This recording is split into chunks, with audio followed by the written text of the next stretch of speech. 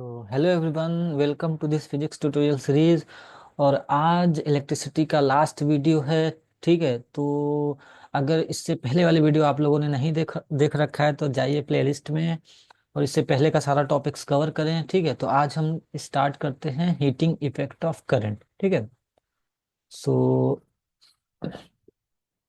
What is heating effect of current? Actually में heating effect of current से क्या मतलब है, क्या है ये हीटिंग इफेक्ट? ठीक है, करंट का। ठीक है, सो जैसा ये समझते हैं कि जब वायर में अगर अगर वायर है, ठीक है, तो अगर वायर में जब करंट फ्लो करता है, ठीक है, वायर में अगर करंट जब फ्लो होता है तो इस वायर में रेजिस्टेंस होने की वजह से, ठीक है, और इस वायर में रेजिस्टेंस है तो क्या करता है, ये बहुत हीट हो जाता है। ठीक है, अक्सर आप लोगों ने देखा होगा कि अगर घर में वायर लगा है, कभी कभी क्या होता है कि अगर वोल्टेज बढ़ जाता है तो कहीं कहीं वायर जो है जल जाता है, हीट होके मेल्ट हो जाता है। ठीक है, क्योंकि बहुत ज्यादा हीट प्रोड्यूस हो जाता है। ठीक है, सो जैसे कि अब यहाँ पे देखो, when an electric current is pass through high resistance, अगर किसी हाई रेजिस्टेंस वायर में, जस्ट लाइक अ निक्रोम वायर में अगर इलेक्ट्रिक करंट पास होता है तो वो बहुत ही ज्यादा हॉट हो जाता है और हीट प्रोड्यूस करता है। ठीक है, तो ये जो हीट प्रोड्यूस होता है ना, जब वायर में करंट फ्लो होता है और उसमें हीट प्रोड्यूस होता है, उसी को बोलते हैं क्या?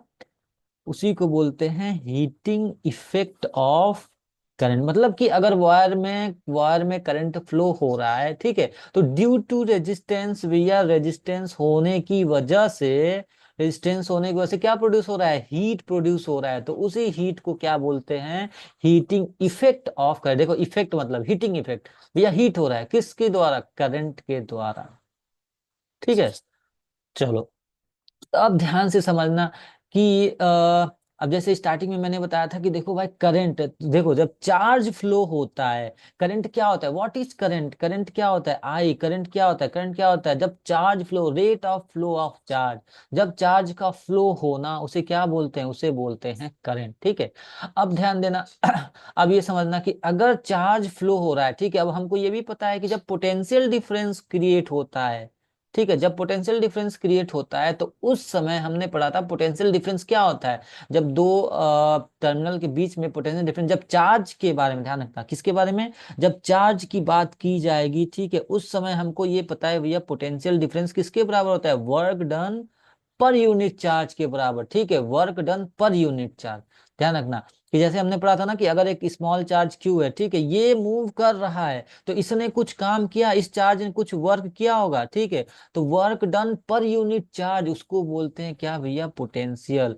ठीक है, क्योंकि ध्यान से देखो, अगर दो पॉइंट है, एक वायर है, ठीक है, इस वायर में क्या जब क्रिएट करेंगे, पोटेंशियल क्रिएट करेंगे तो क्या फ्लो होगा? करंट फ्लो होता है। तो एक्चुअल में हमने क्या पढ़ा था कि इलेक्ट्रॉन फ्लो होता है। ठीक है, इलेक्ट्रॉन क्या होता है? चार्ज होता है, मतलब चार्ज फ्लो होता है। जब चार्ज फ्लो होता है पोटेंशियल की वजह से, किसकी वजह से? पोटेंशियल की वजह से। देखो, जब पोटेंशियल की बात की जाए, चार्ज की बात की जाए, जब पोटेंशियल की बात की जाए, चार्ज की बात की जाए, तो वहां पे ध्यान रखना, किसकी बात की जाए? पोटेंशियल।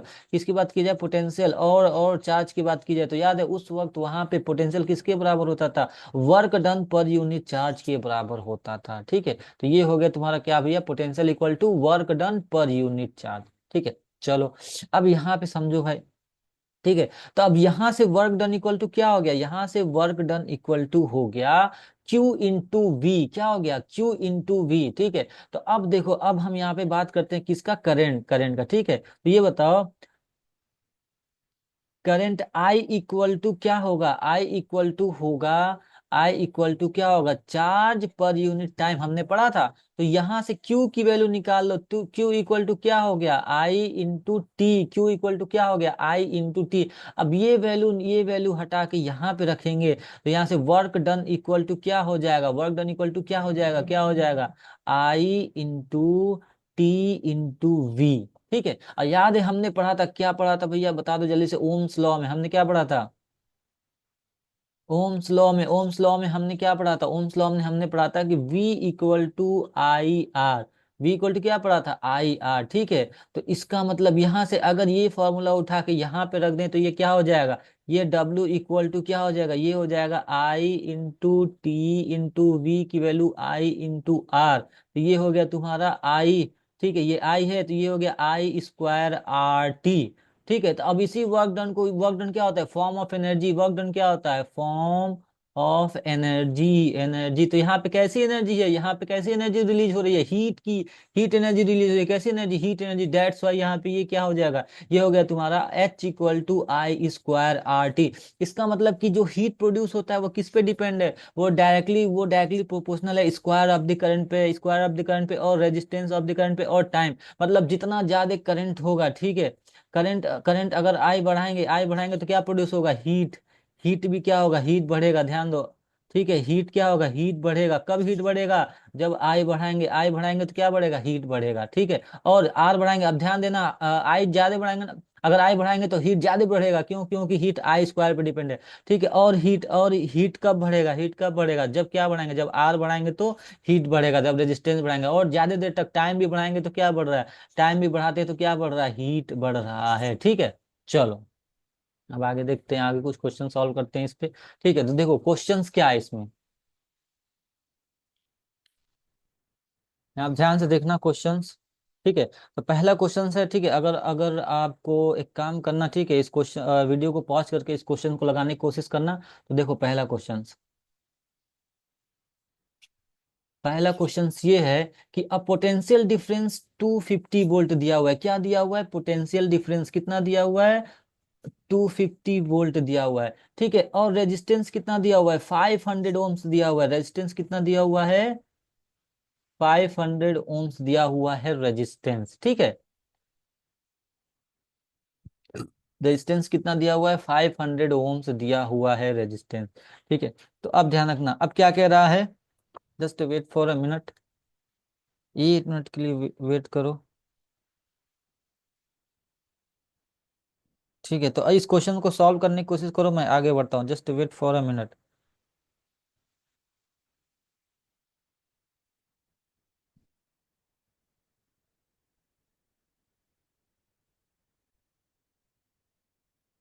ठीक है, तो क्या क्या दिया हुआ है, देखो वोल्टेज दिया हुआ है, रेजिस्टेंस दिया हुआ है। ठीक है, वोल्टेज दिया है, रेजिस्टेंस दिया है। ठीक है, अब क्या देख रहा है, करंट निकालना है भाई। तो ये तो बहुत आसान है, हमें क्या, किसका यूज कर रहे हैं हम, डायरेक्ट ओम्स लॉ का यूज कर रहे हैं। ओम्स लॉ ने हमें क्या बताया था, V equal to I R. भैया आई इक्वल टू क्या हो गया, I equal to V upon R. ठीक है, तो V कितना दिया हुआ है, V है 250, 250 अपॉन आर कितना दिया हुआ है, 500। तो ये तुम्हारा हो गया, ठीक है, ये हो गया इक्वल टू 1/2। ठीक है, तो यहाँ से आई करंट कितना निकल के आ गया, 1/2। ठीक है, एम्पियर। अब देखो, अब दूसरा क्या पूछा हुआ है, हीट एनर्जी निकालना है, कौन सी एनर्जी, हीट एनर्जी कितने टाइम के लिए, that produce in a 10 second. ठीक है, तो कितना आसान क्वेश्चन है, देखो भाई, अभी जस्ट हमने ये पढ़ा है कि हीट जब प्रोड्यूस होता है तो देखो, हीट प्रोड्यूस होता है। ठीक है, तो अभी जस्ट हमने पढ़ा था कि भाई ये बताओ, वर्क डन हो रहा है चार्ज के द्वारा, मतलब यहाँ पे पोटेंशियल पोटेंशियल हो रहा है, जब पोटेंशियल किसके बराबर होता है, work done per unit charge. ठीक है, तो यहाँ से हीट वर्क इक्वल टू क्या हो गया, Q इंटू वी। और हमने इससे पहले क्या पढ़ा था भैया, करंट आई इक्वल टू क्या होता है, Q upon time, rate of flow of charge. तो यहाँ से Q इक्वल टू क्या हो गया, आई इंटू टी।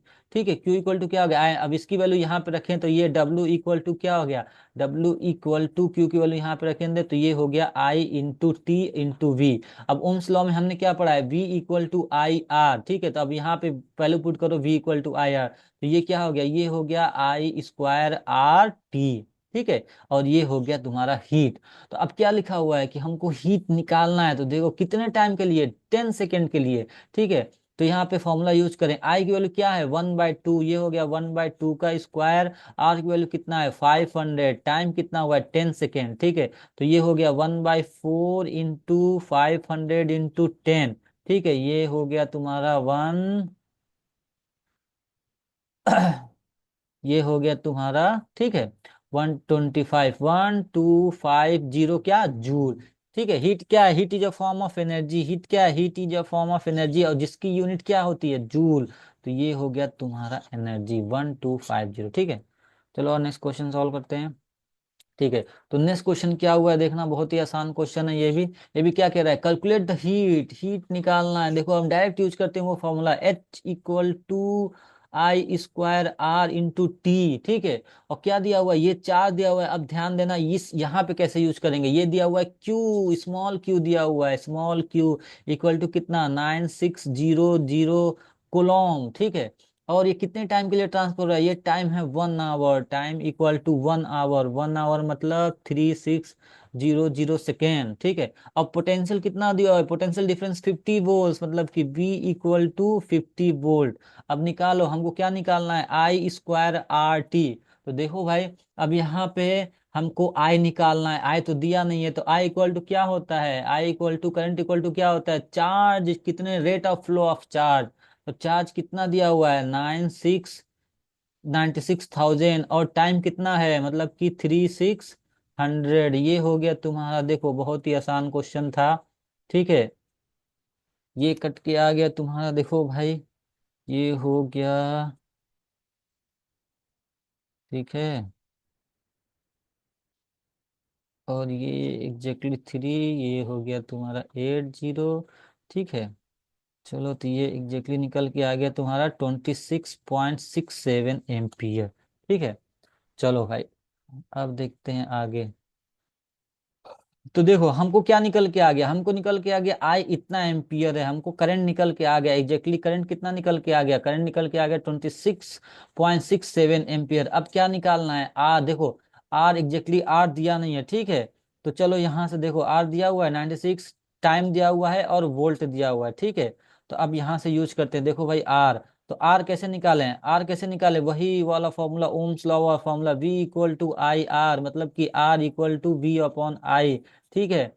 तो देखो v कितना दिया हुआ है, यहाँ पे v दिया हुआ है 50, और i कितना निकल के आया है 26.67, ये निकल के आएगा अप्रोक्सीमेटली 1.87 ओम, ठीक है। तो अब भाई यहाँ पे हमको निकालना है h equal to I square R into T, ठीक है। आई की वैल्यू कितना है, तो देखो हमारा लॉजिक क्या है समझना, हमको निकालना था h equal to I square R T, I हमको पता नहीं है, तो आई यहाँ से निकालेंगे, चार्ज कितना फ्लो हो रहा है कितने टाइम के लिए। उसके बाद आर निकालना है, आर भी हमको पता नहीं है, तो आर इस फॉर्मूले से निकाल लो भैया, R equal to V upon I, ठीक है। R equal to V upon I, ये निकल गया। अब इस फॉर्मूले में आई की वैल्यू पुट करो और आर की वैल्यू पुट करो इस फॉर्मूले में, तो निकालो यहाँ से, ये निकल के आ जाएगा तुम्हारा, ये निकल के आ जाएगा 67 है, ये हो गया तुम्हारा स्क्वायर, और इंटू ये हो गया तुम्हारा 1.87 इंटू 60 इंटू 60, ठीक है। तो ये देखो, ये एग्जैक्टली अप्रोक्सीमेटली निकल के आएगा तुम्हारा 47,488.47 joule, kilo joule, 4788.4 kilo joule, ठीक है। चलो, तो देखो हमारा जो कॉन्सेप्ट है, जो हमारा मुद्दा क्या है समझने का, हमको निकालना है भैया I H equal to I square R T, ठीक है। आई स्क्वायर आर टी, हमको आई पता करना है, आई कहाँ से निकलेगा, आई निकलेगा, करंट क्या होता है, करंट होता है जब चार्ज फ्लो होता है, rate of flow of charge current. और आर, आर कैसे निकलेगा, ओम्स लॉ से, V equal to I R से, यहाँ से आर इक्वल टू निकालो, आर इक्वल टू क्या हो जाएगा, वी अपॉन आई हो जाएगा। अब ये फॉर्मूला यूज करो, यहाँ पे रखाओ और इससे आंसर निकालो फटाक से, ठीक है। चलो अगला क्वेश्चन देखते हैं।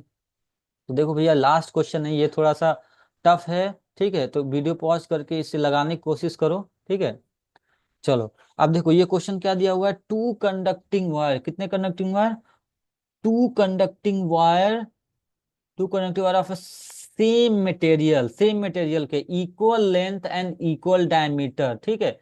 First connected in a series, देखो भैया सीरीज में कनेक्टेड है, then in a parallel in the, उस पहले सीरीज में कनेक्टेड है फिर पैरेलल में कनेक्टेड है, सेम पोटेंशियल डिफरेंस है उसमें, ठीक है। अब क्या कह रहा है, the ratio of the heat produce, मतलब कि हमको क्या निकालना है, हमको निकालना है H equal to I square R T. तो सबसे पहले देखो, सबसे पहले क्या करें, ये दोनों सीरीज में कनेक्टेड हैं, सीरीज में तो हम मान लेते हैं H1, तो सीरीज में जब कनेक्टेड होंगे, मान लो रेजिस्टेंस तुम्हारा कितना है, R इक्वल टू एक्स मान लेते हैं, ठीक है।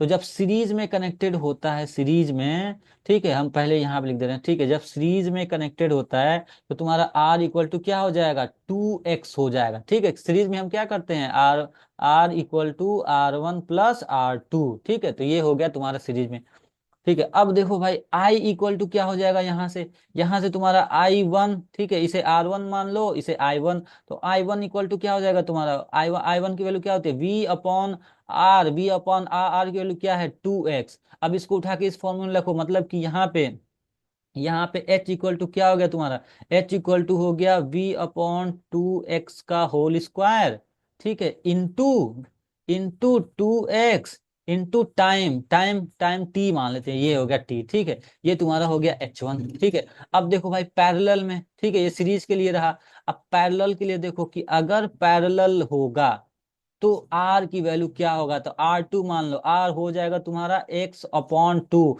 वो वाला फॉर्मूला लगाएंगे, 1/r equal to 1/r1 plus 1/r2, वो फॉर्मूला लगाएंगे तो ये निकल के आएगा R2 की वैल्यू x/2। R को मैंने x मान रखा है, ध्यान रखना x मान रखा है, ठीक है।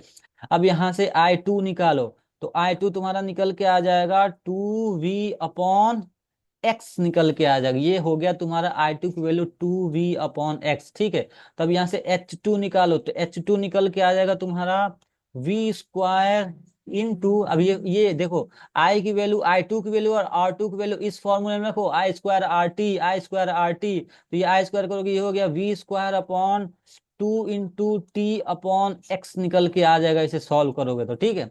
तो अब हम निकालते हैं रेशियो, किसके किसके बीच में क्या रेशियो पूछा हुआ है, रेशियो ऑफ हीट प्रोड्यूस, ठीक है। मतलब कि क्या निकालें, मतलब कि हम निकालें H1/H2 निकालें, ठीक है। तो H1 कितना दिया हुआ है, H1 कितना है, देखो H1 की वैल्यू ये रखो, ये तुम्हारा हो गया, H1 की वैल्यू हो गया H1/H2 करेंगे तो v² × t × x अपॉन नीचे चला जाएगा तुम्हारा 2x इंटू ये हो गया तुम्हारा v² × 2 × t, ठीक है। टी से टी ये कैंसिल, v² से v², ये कैंसिल, x से x ये कैंसिल, तो ये तुम्हारा निकल के आ गया 1/4, ठीक है।